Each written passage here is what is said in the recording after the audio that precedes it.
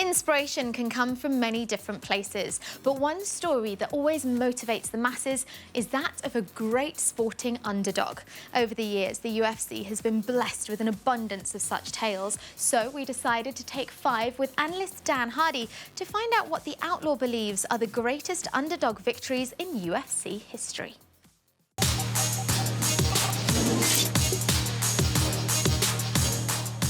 The appeal of an underdog in combat sports is to see someone achieve something that they're not supposed to achieve. Against an opponent that is bigger, stronger, technically better, the underdog stepping into the arena, they always need to dig an extra 10% to get that victory. And when it happens, and the greater the odds, the more special the moment. I'm Dan Hardy, and these are my top 5 underdog victories in the UFC. At number 5, Tristan Connelly versus Michael Pereira. This is the perfect example of an underdog fight. You have Michel Pereira, a devastating striker. Very dynamic, very dangerous in every range, as we saw in his UFC debut. And Tristan Connelly was there pretty much as the sacrificial lamb to give his best, but ultimately lose the fight to the better prospect. And that is absolutely not what happened. Michel Pereira is a minus 550 favorite against Tristan Connelly. The fight started and he's doing backflips in the octagon. He's running up the fence like Pettis. Oh my goodness, what in the world is happening? Connelly invested in his basics, stuck with his fundamentals, just kept himself in the fight to the point where Pereira started to fade. Pereira's exhausted. Connelly's pace has not slowed down. That's where the heart and determination of the underdog shows through. The Octagon is the last place you want to be joking around. I'll be honest, I was standing applauding him as he was landing those ground and pound shots in that last round.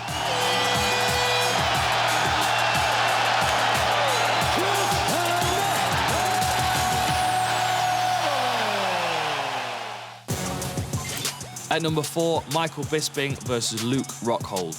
UFC 199, Luke Rockhold's first title defense. He was meant to be defending against Chris Weidman. Weidman wasn't able to make the fight. The superhero Michael Bisping steps in, walks straight off film set and into the octagon.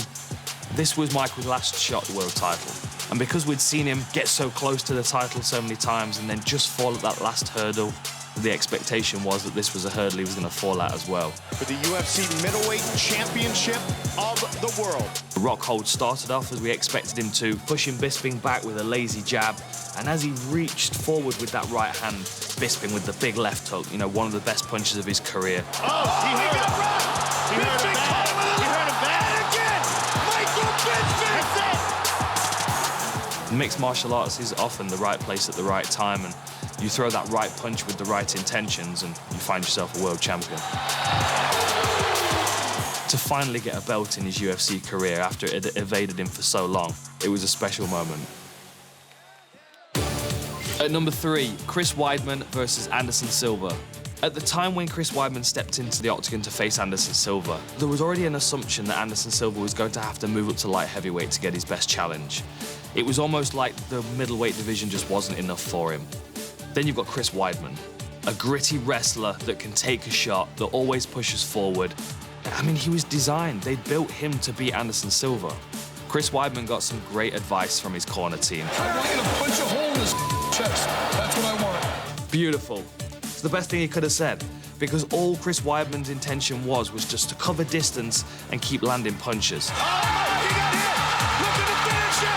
And it's all over! Chris Weidman is the UFC middleweight champion! My goodness! Chris Weidman, he had that belief. It takes something special for a fighter to not be broken and not lose confidence when you fight Anderson Silva. And that's where the strength of Chris Weidman's mind really showed through. At number 2, Holly Holm versus Ronda Rousey.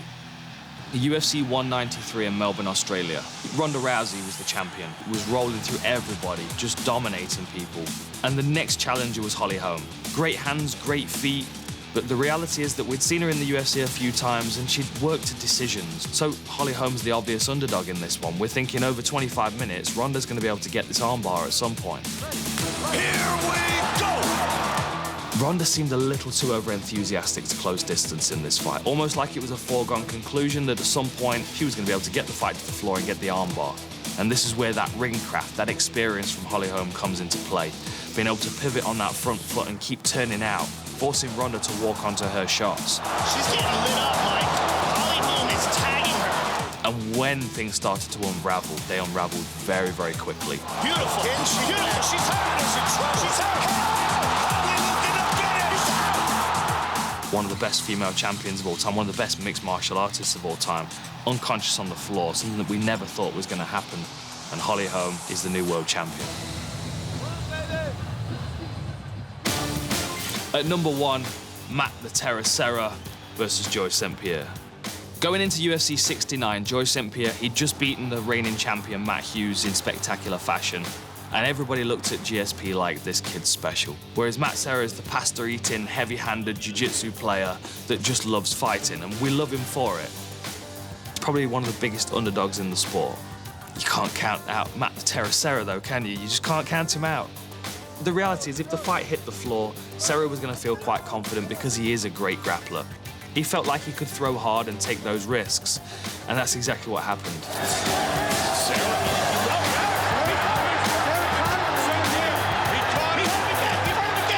Everybody all of a sudden realized that Matt Serra had a potential to win the belt, to take the belt off GSP. Serra buckles St. Pierre. St. Pierre down again. Serra is trying to upset St. Pierre. It is unbelievable. Serra is the new welterweight champion of the world. That is incredible. I even like the shock on Matt Serra's face where he points at the belt like, look, I've got the UFC title. The fact that Matt Serra came out on that night and performed like he did against one of the best of all time, that's why this is the number 1 pick.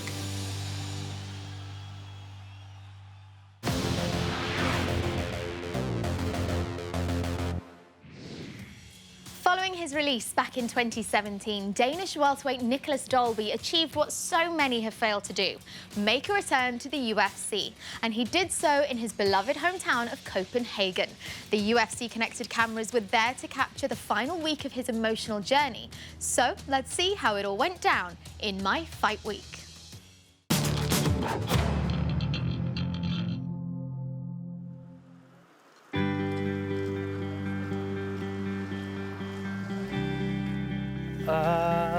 Indtil lille Kai. Yeah. The last couple of days, I felt like I was 4 years old and getting ready for Christmas. The last time I fought in UFC, it was a very different chapter of my life. It's so far removed from where I am now that this feels new.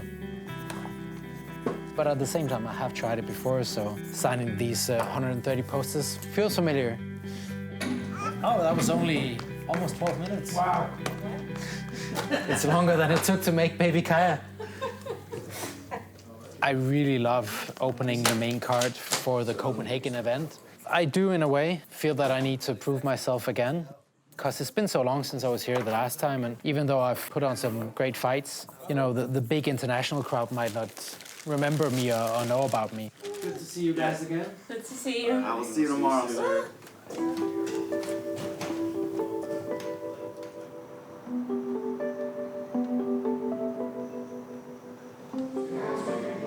The journey I've been on since I got released from UFC has been somewhat bumpy. I was getting released because I had 2 losses.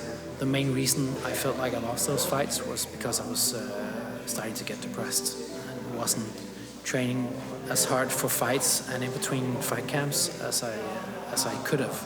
I got told I was to have a kid with my fiance.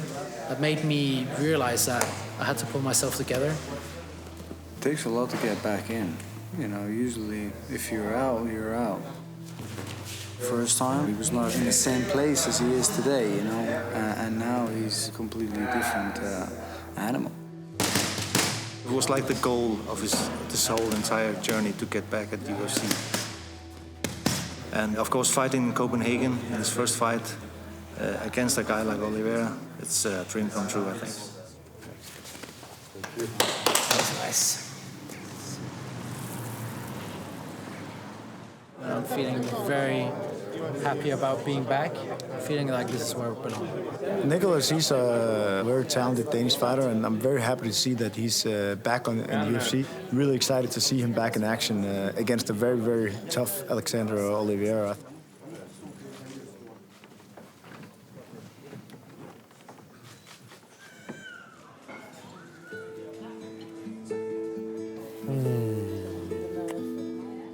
It's very nice getting to see my family. It's perfect that they're here in Copenhagen, only 2 stops away on the metro. I think the major reason why he got back in the game was because we found out we were about to have Kaya.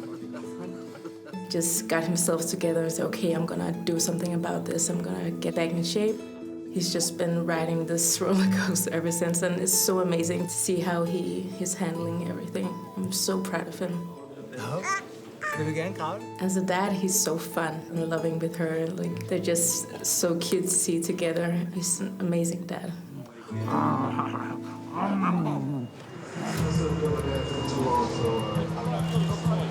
We're at the Royal Arena in Copenhagen, and we're waiting to get out in front of the crowd, have that face-off. It just feels incredible to be back, being able to step foot in that octagon that I'm gonna fight in tomorrow. Nicolas Dalby has always impressed me. When he was in the UFC, his time out of the UFC fighting for Cage Warriors, he was able to kind of re-establish how good he is in his own mind, and we've seen some amazing performances. With this being Denmark, it wouldn't be right for him not to be on this card. He's a superstar here. People love him.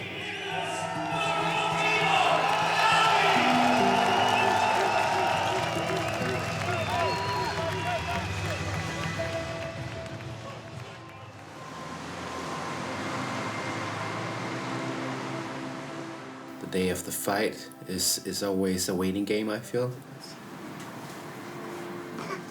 Now it's just about keeping myself focused and staying in that zone for the fight.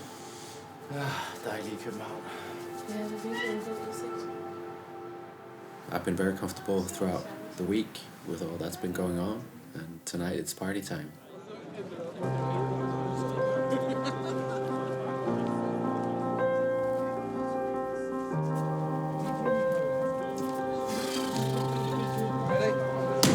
Let's do it, baby. Let's go.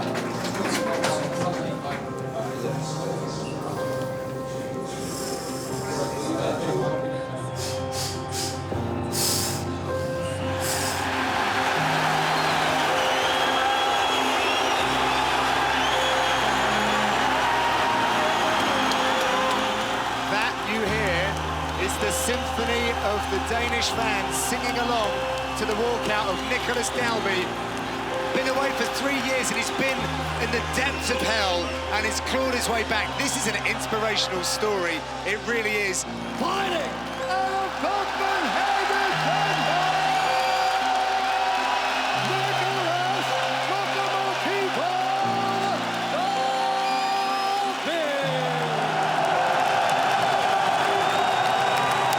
This place has just erupted. They are all Nicolas Dalby.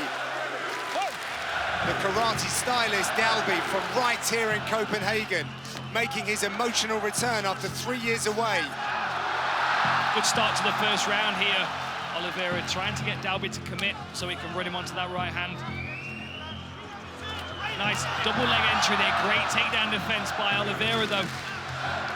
Dalby finds himself on the mats.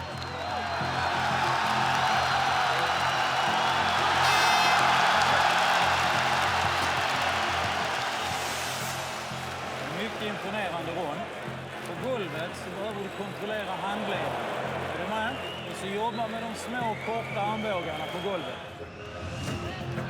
Round number 2 back here in Copenhagen. Oh, head kick! Oliveira takes it well, looking for a takedown off the back of it. Good work by Dalby. One thing you can be sure, Nicolas Dalby, he will fight through thick and thin. Good work by Oliveira getting back to his feet, but that's going to take some out of his tank. Nice. Beautiful combinations. Deafening in here as Nicolas Dalby lands more and more shots. 50-50 nu, det är viktigt att ha detta, eller hur? Jobbar vi på Nicolas, kom igen. They engage for the third and final round. This is where Oliveira is at his most dangerous because he knows he needs the finish. Oliveira literally jumped into a double leg. Dalby looking for that switch that worked so well earlier. Oliveira all over it this time. Nice underhook. He's going to watch his own. Oh, nice transition. Now he's in top position, looking to put pressure against the mount. To mount. Nice punches here from top. Last 10 seconds. Dalby now raining down some terror on Oliveira, giving him a shelling. This one goes to the scorecards. The winner by unanimous decision, Nicolas Dalby.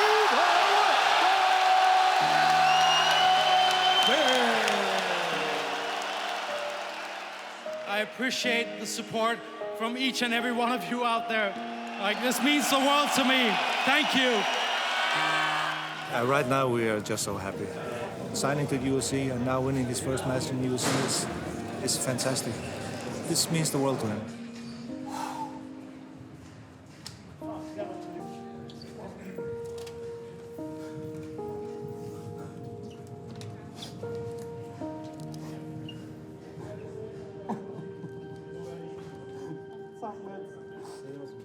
It took a lot of battling my inner demons to get here. Not only did I come through depression, I got myself re-signed to the UFC, which is not an easy thing to do, I'm hearing. This week has been perfect. That's perfect. The end. It's been perfect.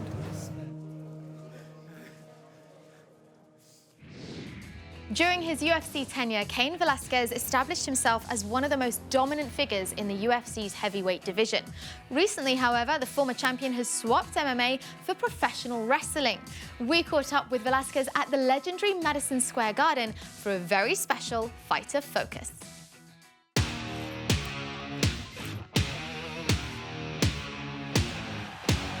Cain Velasquez! Complete, total domination! It is all over! Big right hand by Velasquez! Oh, that history! Made here tonight! Looking back, I feel like I've accomplished a lot. I've done what I wanted to do in MMA, but the hunger to always compete, to me, is what kind of drives me. Mic 1, hello, mic 1. Feedback, hello, keep on talking, okay? What just really had me gravitate towards pro wrestling, I would just say, is just so dynamic, especially lucha. Growing up, it was watching some matches with my parents. Santos, Mil Máscaras, and Blue Demon. They were the most popular Mexican wrestlers of all time. The style, the masks, the whole athleticism of everything. It's almost acrobatic.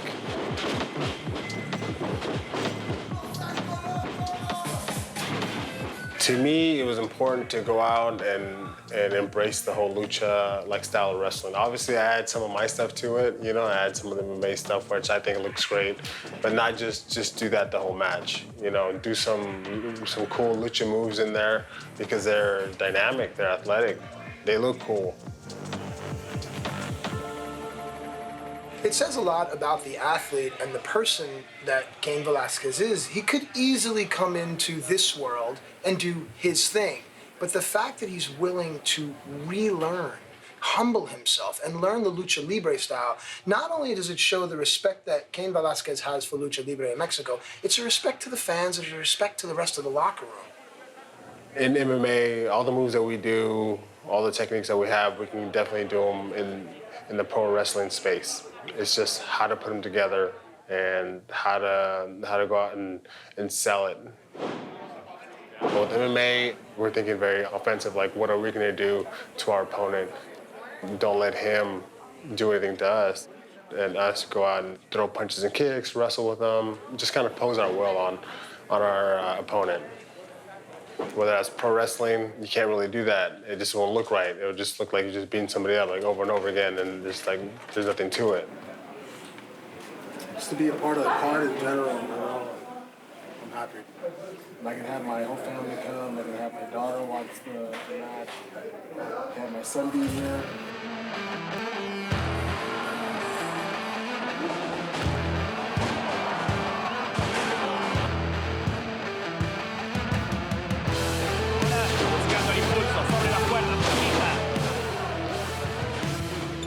going into pro wrestling and switching over to kind of acknowledge the crowd, whereas normally we wouldn't do that in MMA. That's somewhat of the transition.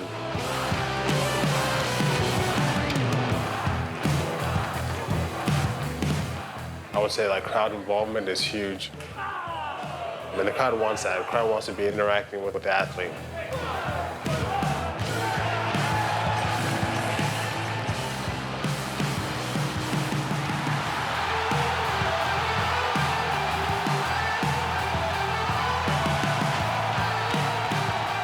I think of it more so just going out there and having fun. There's press here from all around the world to cover this as Cain Velasquez makes sports history here tonight. Velasquez is sent into the ropes. Torres hits the shoulder. Velasquez floats over through, but Torres way too strong. And now look at that! Can we see a submission here with Cain Velasquez possibly tap out in a lucha libre ring? Shoulders down. Heel kick there by Velasquez. Tag made to Cain Velasquez. El Toro comes in! El Toro takes over Torus. And how about Cain Velasquez, his ability to adapt to lucha libre? It was great. It was only Cain's second match, and I was very impressed. He didn't do just some MMA stuff. He did some lucha libre and pro wrestling stuff, and it was awesome, man. Staircase to heaven! Cain Velasquez is here, and this is lucha libre. Wheel from Velasquez using the ropes of momentum, handspring. Oh, modification on a lethal injection. Cain Velasquez continues to evolve. At the future for Cain Velasquez, I want to keep wrestling, then just try to perfect this craft here. I know I'm still like pretty green and I'm still trying to learn and just trying to get as good as I can. I just need to keep doing it. That wraps us up for another episode. Keep the conversation going online by using the hashtag UFC Connected. I'll see you next time.